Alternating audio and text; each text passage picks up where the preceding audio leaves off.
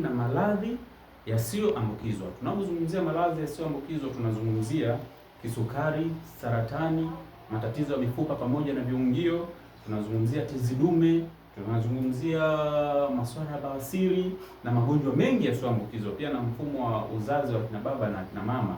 Mimi ni msambazaji wa bidhaa hizo za kudili na hayo matatizo kutoka kampuni ya Bright Future au inaitwa BF Suma, ambayo ni Bright Future Superior Unique Manufacturer of America.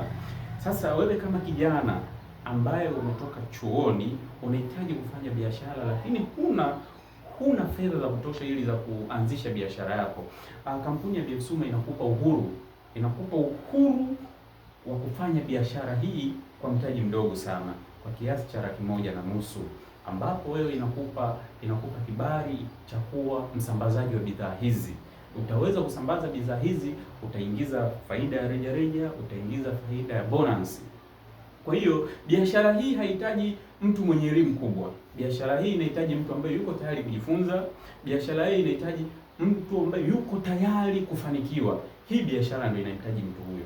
Hatuhitaji degree, hatuhitaji masters, hatuhitaji PhD. PhD zote utakuja kuzipata huku. Maprofessional wapo, wabobezi wa hizi biashara walizowahi kuzifanya, wamefanikiwa, wao wapo tayari kukufundisha na wewe uweze kufanikiwa.